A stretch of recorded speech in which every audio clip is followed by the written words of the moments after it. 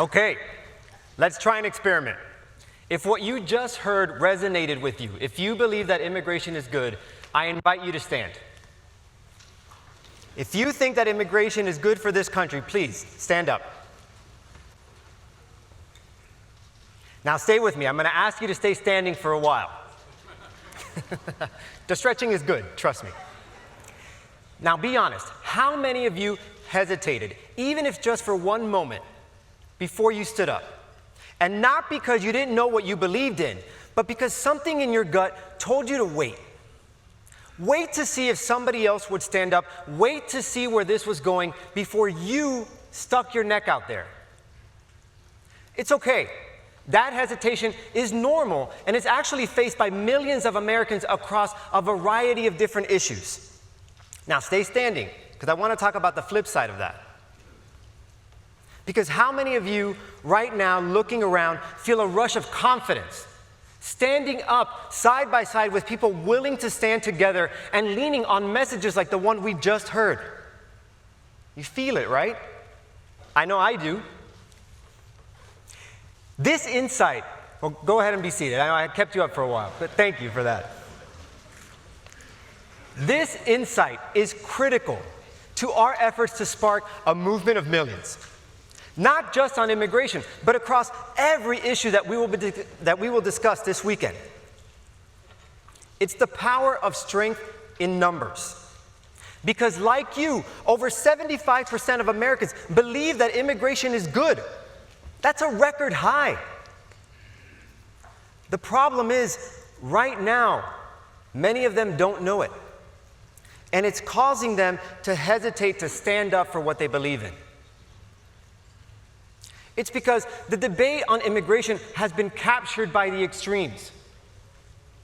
On one extreme, you see calls to abolish the laws and federal agencies designed to keep dangerous people out of our country.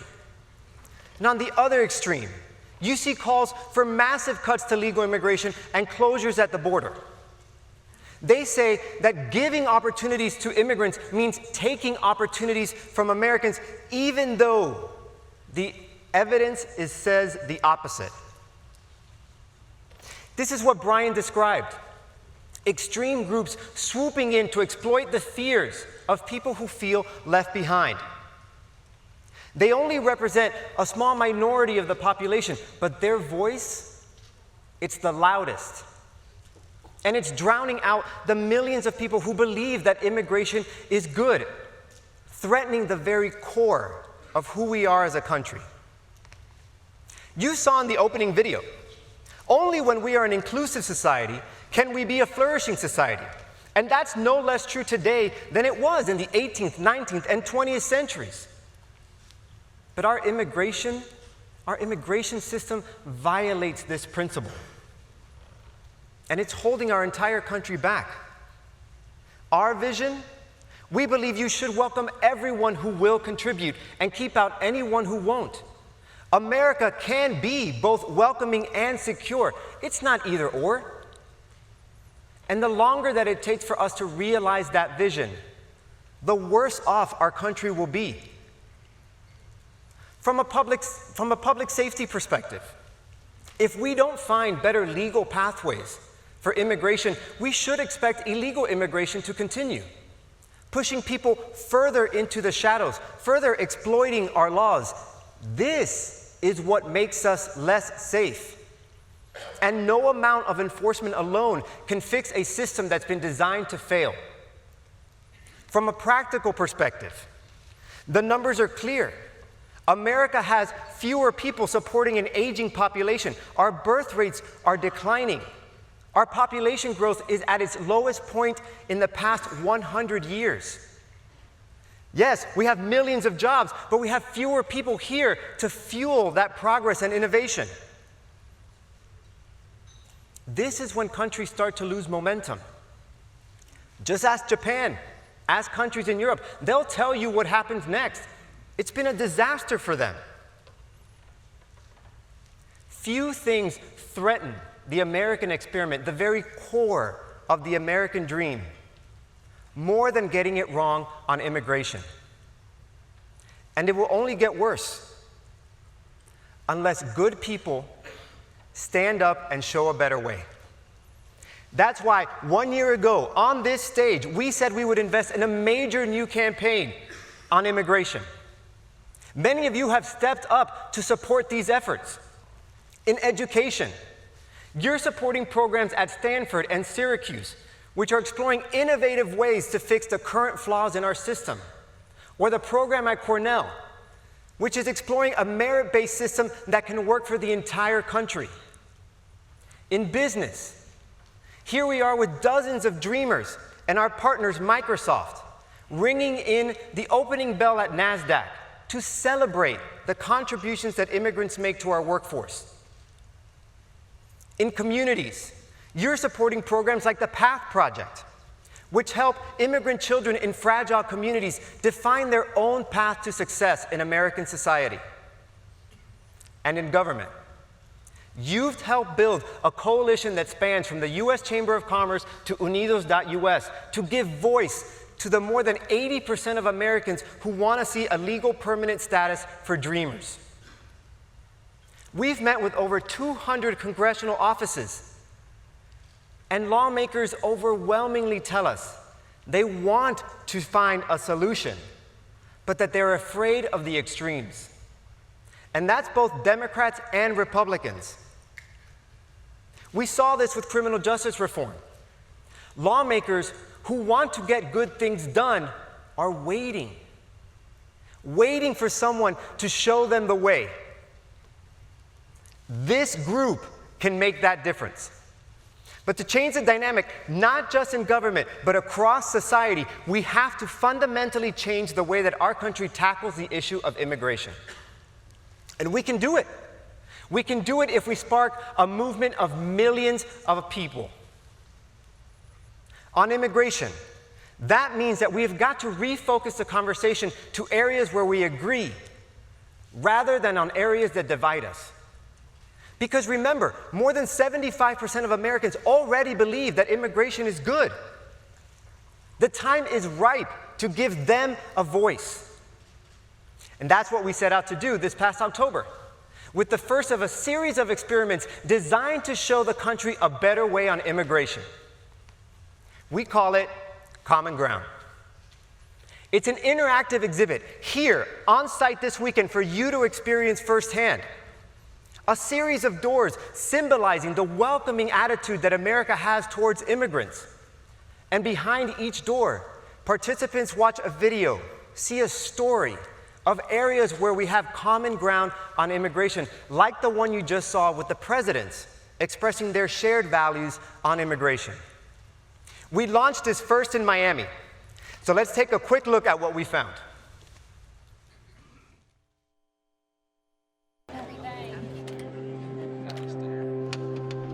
Common Ground is trying to change the narrative on one of the most divisive issues across the country, immigration. Build that wall, 10 feet, 20 feet, 100 feet tall. No more ICE! No more ICE! People are afraid or feel disheartened to even talk about the issue of immigration. We can actually come together and start to solve some of the biggest problems if we simply start focusing on things that we share versus the things that differentiate us. That's what Common Ground is all about. This exhibit is called Common Ground. Behind each of these doors, you'll find a story about immigration in America. What's behind them is a surprising truth, that Americans actually agree a lot more than they think on the issue of immigration. Out of all of the doors that you saw, which one do you think you'd be most likely to share with somebody? The one about the businesses, because I'm a business person.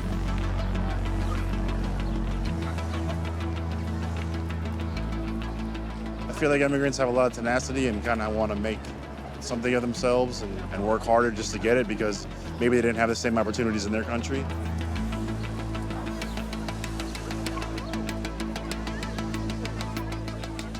Was there any door in particular that surprised you the most? For me, the most powerful one was probably the one with the veteran.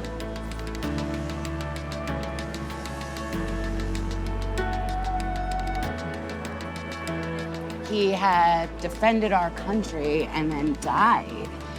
And to think that at this point in time that he might not be welcome here is just mortifying and really indicative of how much we really need to revisit who we are as a country.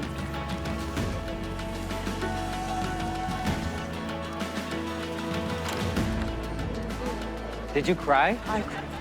At which door? I lost it. My family were all immigrant farmers. So that took me back to that and puts it into that very real perspective, like this is how we started. How do you think this idea of focusing on common ground can accelerate the conversation to actually get us to solutions? I think starting the conversation is a large step. This is something where I wouldn't have been able to see all of these kind of statistics, these viewpoints, and it is great to be able to open up the minds of, I think, myself. I'm going to engage with this conversation. I'm going to engage with this topic. I'm going to engage with the idea of creating common ground and working together to make things better. Thank you. Immigration. This should be a spark. This should spark people across the country to want to engage on an issue. And actually, if we had them engage, we can start having productive conversations on things that can get done and drive the solutions we all want to see as a country.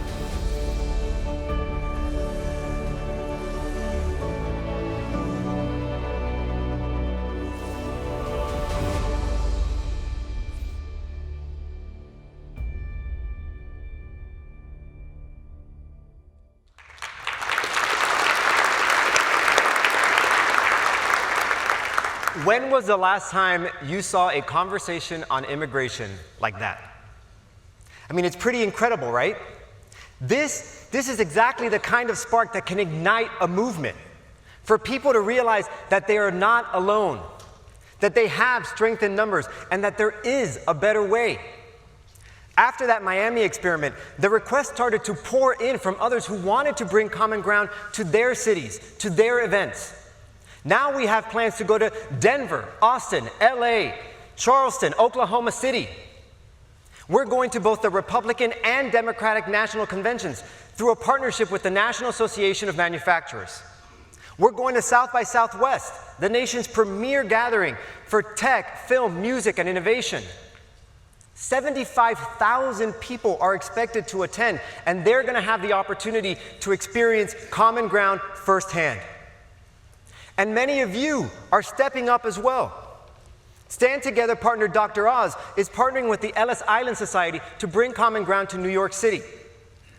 Already, partners Amy Reese Anderson and Tim Bush are cultivating the partnerships with the Church of Jesus Christ of Latter-day Saints and the Catholic Church to help push forward a faith tour of common ground. Amy and Tim, are you guys out there? Will you please stand? Thank you so much for your support. Thank you, Amy. Thank you, Tim. And we have other leaders from the Christian, Jewish, and Muslim faiths already standing up to be part of that tour. I know, it sounds a little bit like that bad joke. A rabbi, a priest, our own Kevin Gentry walk into a bar. But trust me, it's not a joke. And if there's any punchline, it's a good one. They have a shared belief that immigration is good. The most incredible thing, really, the most incredible thing is that all of this momentum has happened in just 3 months since people opened the first store for Common Ground in Miami. If you want to bring Common Ground to your church, to your city, to your business, let us know. In fact, let us know this weekend. Instead, if you want to support bringing Common Ground to one of those cities where you know that the extremes are dominating the conversation, let us know. Now look, we know that immigration is a messy issue. And we know that there are areas where good people can disagree. But if we focus on those disagreements, like we've done for decades, how can we expect any different outcome? That is why we are so excited about the potential with Common Ground. But if you know us, you know that we don't stop there. In addition, you can take action to support grassroots efforts, specifically on public policy. This is an all-out effort, so that's why there's still more. This year, we're partnering with some of the country's most recognizable philanthropies and businesses to launch a nationwide tour. It will include TV, radio, digital, grassroots components to enable us to reach far more people than we ever could on our own. But yet, we're not waiting for that campaign. Already, we're giving people the opportunity to change the conversation right now, today, to change that conversation online. From signing petitions, to sharing videos, to experiencing common ground, we are pouring on the opportunities for engagement. Let me share with you one of those opportunities. This is Teresa. She was a small business owner in Florida until a storm damaged her storefront, forcing her to close. Now, that didn't stop her from volunteering with the LIBRE Initiative, giving of her time to make sure that others had opportunity to reach the American dream, even though she herself was not an American citizen. That's how much this country means to Teresa. But last month, that changed. After a years-long process, she finally became a U.S. citizen. We were there. We were there at her swearing-in ceremony, and we presented her with 100 letters from complete strangers. Strangers who were so motivated by her story that they wanted to personally congratulate her. As you can imagine, that was such an emotional scene. And we captured it, and we'll be sharing it soon online. Now imagine if millions of people began to take 5 minutes out of their day to celebrate the contributions that immigrants make in this country, to even share videos like the one we'll release about Teresa. Imagine if instead of seeing the negative sentiments about immigration every single time you went online, we saw business leaders, faith leaders, celebrities, athletes, your own friends and family, sharing positive stories and engaging with their voice in a conversation that they have been absent from for far too long. These actions will spur more actions, and this is how we can show every American who believes that immigration is good that there is a better way, that they do have strength in numbers, and that they can stand up for what they believe in. All of this on a scale beyond anything that we have ever done before. That's how we can share with millions of Americans the confidence that you felt when you stood up, sparking action throughout the country. That won't just create the conditions for good public policy, though it will do that, but it will transform the way that our country approaches the issue of immigration. Thank you.